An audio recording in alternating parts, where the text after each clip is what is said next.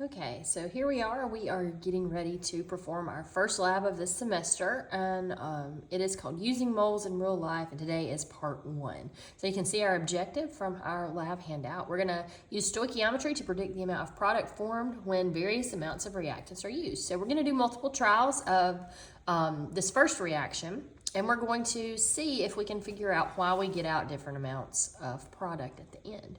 So our first step is to look at what we are reacting. So our first reaction is copper 2 chloride, and we're going to react that with aluminum. So our first step is to write a balanced equation to describe this reaction.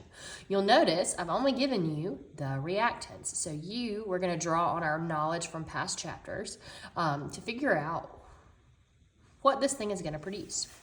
So let's look at what we have. We have copper chloride, and we're reacting that with aluminum. So think back to the different types of reactions that we've studied. We've studied synthesis reactions, we've studied decomposition reactions, we've studied displacement reactions, and combustion. So if you get lost on this kind of idea of predicting these products, see if you can identify what kind of reaction it is not. Hopefully we can see that there's no oxygen in this, so we're not burning our copper chloride and aluminum, so it's not a combustion reaction. If we think about what decomposition and what synthesis reactions are, those are kind of a pair of each other, right? In our synthesis reaction, we're taking individual pieces and making it just one thing. Here we're not going to end up with one thing because this copper chloride here is a compound, right? So we've got multiple complex things already being put together or arranging. So it's not a synthesis reaction, and it's not going to be a decomposition reaction either because we start with multiple reactants. A decomposition reaction takes one thing and breaks it down into its pieces. So that leaves us with a displacement reaction. So let's look and let's see if we can write the chemical formulas for our reactant side of the equation. And I've got them over here. So we've got copper chloride, and you can see, let me turn it around. So we've got copper chloride as our first reactant, and I know from the name there's a little parentheses and the 2 after it. That means my copper ion here has a 2+ charge. And we're combining that with chlorine. So if we look on our periodic table, we should be able to predict what charge chlorine ion is going to have when it forms this compound. It's in group 7, so that's column 17 on your periodic table. So that means that it's a halogen, and it only needs 1 electron in order to be like the noble gases. So it's only going to steal 1. If we drew its Lewis structure, we'd see it's got 1 missing electron, so it's going to fill that and take 1 extra electron. Copper has to give away 2 electrons, and chlorine can only accept 1.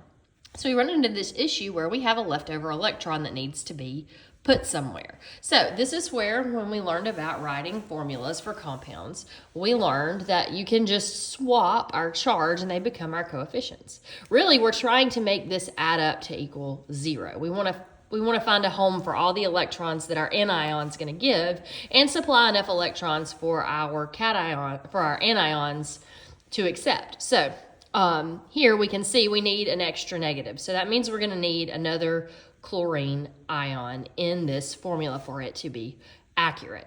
So we can swoop, if you will. I like to call this the loop and swoop. So there's a 1 right here. So that number comes over here. This 2 becomes down here. So we become Cu1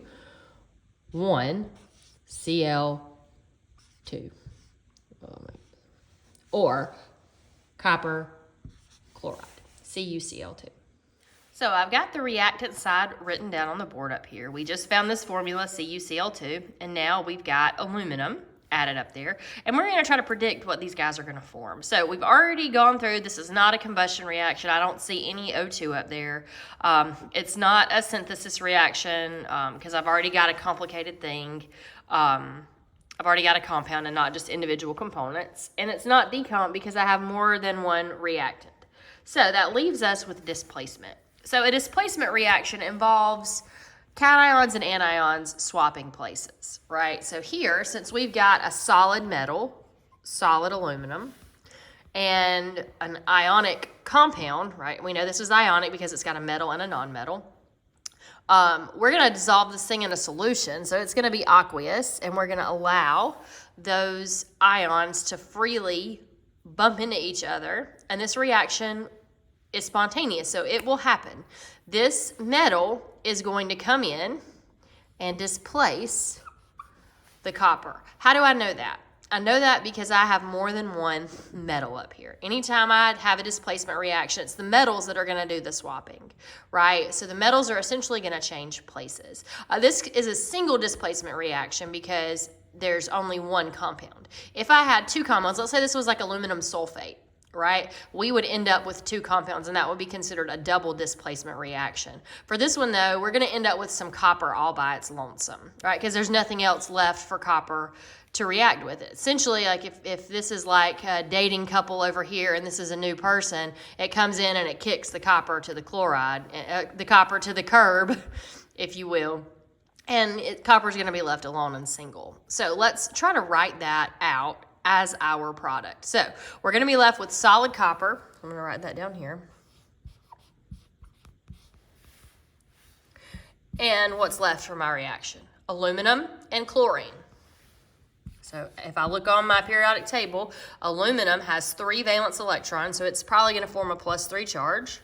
And then my chlorine, we already said, had a -1 charge. So hopefully you can see by now that my chemical formula for this thing is going to be the opposite of these charges. So it's going to be AlCl3. Erase this and get that written up there. AlCl3. Beautiful. So copper chloride and aluminum react to make copper and aluminum chloride. Now my aluminum chloride is going to be aqueous also because we've got some water in there. And you'll see that as we do our reaction. So let's get down to it. This is the reaction. You'll notice in your lab handout that you have to balance that chemical reaction. It is not balanced currently, and I'll let you do that. We talked about what type of reaction it is. And next, we're actually going to conduct our experiment. So I have given in your kit already pre-measured samples of copper chloride and aluminum. The copper chloride is the blue kind of crystal, and we'll see in just a minute. I'm going to weigh some out as well.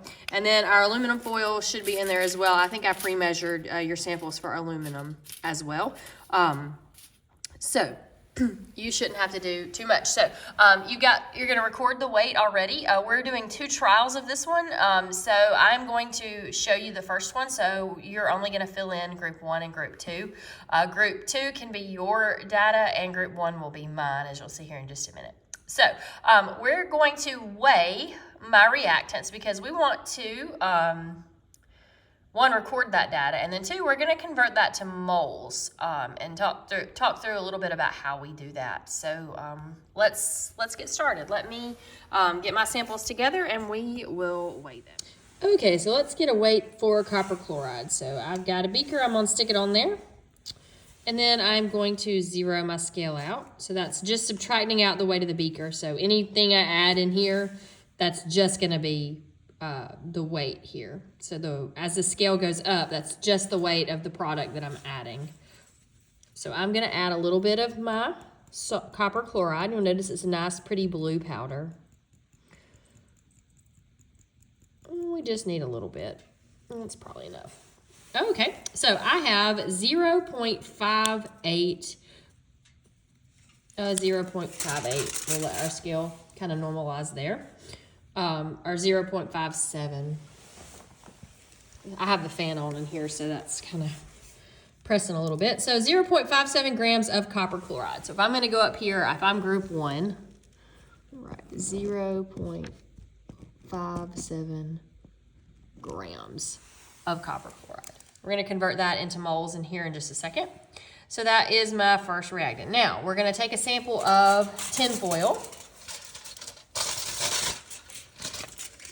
So I've got my aluminum foil. I'm going to kind of fold it. Now I'm going to, it's important to zero my scale again, because it was negative right there because it was still subtracting out the weight of that beaker. So I'm going to put that on there. Okay, and I got 1.14 grams of aluminum. Let's see if I can get my camera off.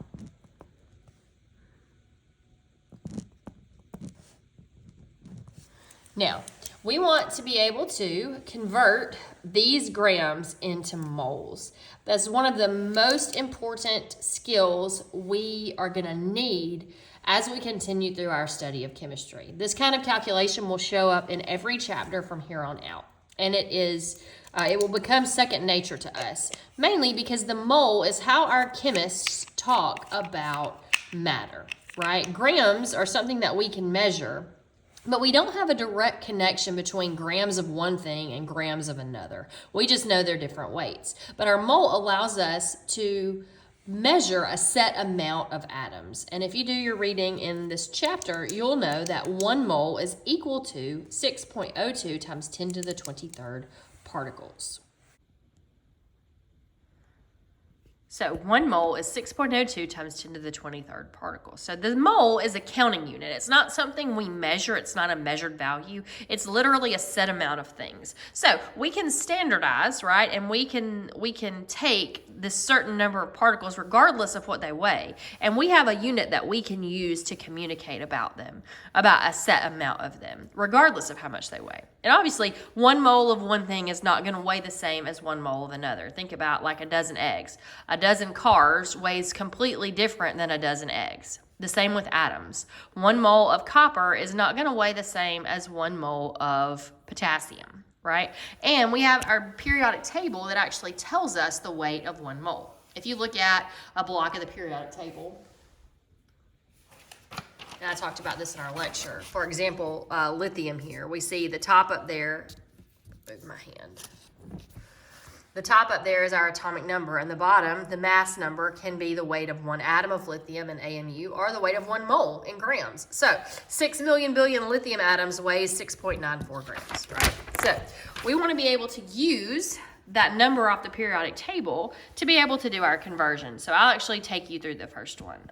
We'll convert the mass of copper chloride into moles of copper chloride. So I start out with my 0.57 grams of CuCl2, and I want to be able to convert that into moles, right? So I've got my conversion set up. I know I'm going to need a mass down here to make my units cancel, and I've got to figure out how I can find this conversion factor. So my periodic table tells me how much 1 mole of something weighs. So if I know my formula, I can add up from the periodic table the weight of all of these pieces, right? So if I do that on my periodic table, I would look at the weight of copper, and I would write that down, and I would look at the weight of chlorine, and I would multiply that by 2, because I've got 2 chlorine atoms, and get the weight. If you do that, and it's good not to just trust me, but you go ahead and do it too.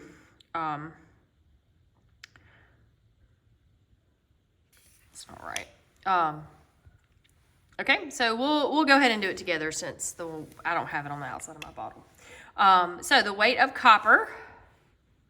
Okay, so here we are again. So we've got our copper, 63.55 from the periodic table. So don't feel like I'm just pulling these numbers out of the air. I'm actually looking up them from the periodic table and just using them. They're a tool in my toolkit, right? So 63.55 is the weight of 1 copper.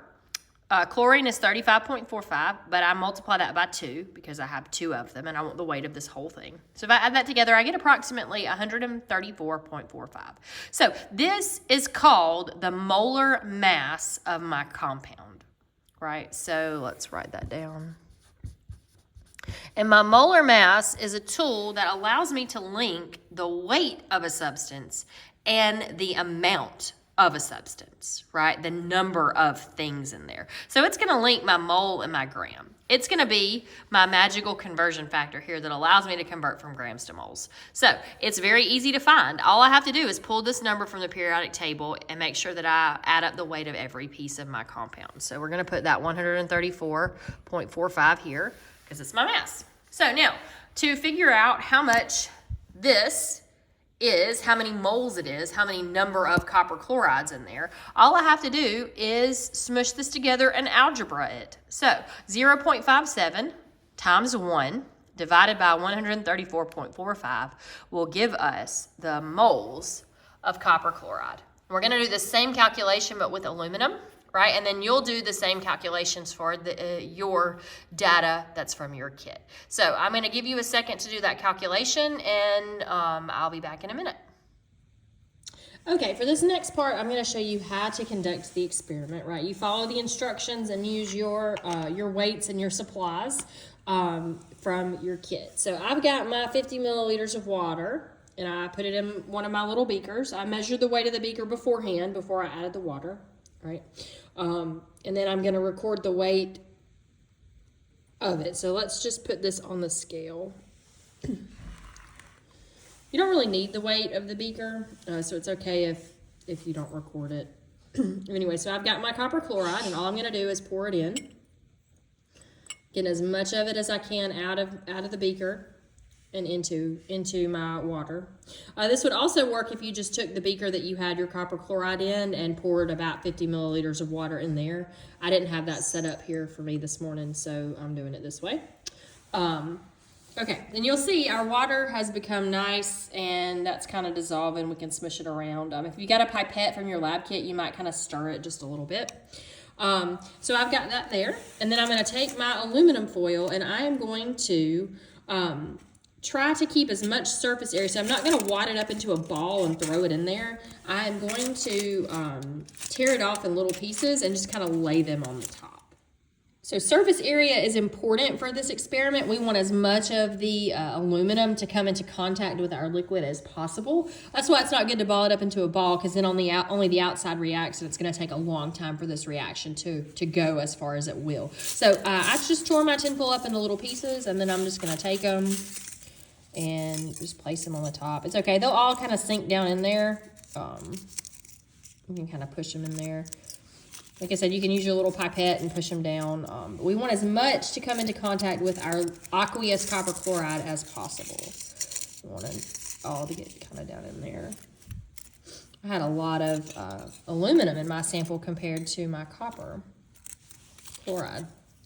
So in there, and we're going to let this set for a couple of days. So over the course of the next few days, you might want to come by and kind of poke down any aluminum that's left in that solution. If your solution starts to dry out, you can add maybe a pipette full of water to kind of get it to come up and cover the aluminum again. But you should start to see pretty quickly some stuff happen. All right, so I'm looking at mine, and even though it's cold today, I already see some reaction happening. That thing is fizzing pretty vigorously, and if you touch it, I bet this beaker would feel a little warm, right? So this reaction is an oxidation and reduction reaction. We'll learn about that more specifically. I love it because it's essentially a battery. I could hook up a circuit to this and use it to generate some power. So we're going to let this set and let it reach completion, and then we're going to collect that copper later in part 2 of this and measure it and see how good of a reaction that we did. I will collect different amounts of copper than you will, because we use different amounts of reactants and products, and we're going to kind of learn how our amount of reactant and product can impact how far our reaction will go towards completion. Pick a good, like a windowsill or something to sit this on, let it sit there for a couple of days. And you'll also notice that our solution is going to turn clear. That blue kind of color is going to disappear because that copper is no longer aqueous and an ion. That copper is now solid sitting at the bottom. Okay, so pretty cool. Let it sit. It'll look pretty as the day goes on, and we'll return to it later. So next up is our second reaction. Our second reaction, we are going to be reacting the classic vinegar with baking soda. So I've got that there. So your procedure tells you exactly how much baking soda that you need to weigh out. And then you're going to choose how much vinegar you want to use. I'm going to let that be up to you. Kind of be selective with how much you pick. We want to try to use up all of our baking soda. So see if you can figure out about how much vinegar you want to use. But anyway, I think I give you parameters of between 2 and 50 milliliters. The thing is, you don't want your reaction to bubble up over your beaker. So as you're mixing your vinegar and baking soda, do it kind of carefully and kind of slowly, like pour a little bit of the vinegar in, let it fizz, pour a little bit more in, let it fizz. And that reaction is going to generate a solid at the bottom, right? Obviously, the bubbles will come up, and I'll show you an example of that here in just a second. Okay, I have weighed out my baking soda. That's this white powder in the bottom, and I have selected 15 milliliters of vinegar to pour into that. I'm going to use a pipette today. You don't have to. You can use your graduated cylinder or another beaker from your kit, whatever you choose. And I'm just going to slowly squirt that in there. We see it fizz up. I want to add it slowly so that it doesn't fizz up and spill out, or then my experiment is going to be really, really inaccurate. So we need to be careful and just a little bit careful with how we are conducting our experiment. It looks like I had some leftover copper. I didn't wash my beaker. That's okay. Yours won't turn blue like that. So I'm just going to add the rest of my vinegar for my 15 milliliters. Your procedure asks you to convert all of your amount of substance into moles, right? So you can do that on your own. If you have questions, just email me, right? So I'm going to swirl my reaction around. See how I swirled it and it bubbled up some more? We want to kind of let all that's available in there react if it will. So I'm swirling it around. And you can kind of see how the reaction's going. Like I said, mine's blue because I had some leftover copper chloride in there. So we're going to swirl it around. And see, every time I swirl it, you can kind of hear that sizzle come up again. And we want to swirl it until we don't hear that sizzle anymore. That's how we know our reaction is going to be done. Okay, we're going to sit this one next to our copper chloride over here. Put it on the windowsill. We're going to try to let any of that extra liquid in there evaporate, so we're just left with a solid at the bottom, right? So hopefully, if our reaction went to completion, we're going to see a powder left over at the bottom that's going to be completely our sodium acetate. And we're going to do some analysis to see if we have leftover baking soda in here or if our white powder at the bottom is completely sodium acetate. But we've got to let this sit and let that white powder settle out and let some of our water evaporate out. During the next lab, we're going to be purifying both of these substances to collect amounts of our product and doing some full stoichiometry to kind of evaluate how our experiment went and see what we can learn about limiting reactants. So that should get you through part 1 of the lab. Email me if you have any questions, guys. Thanks.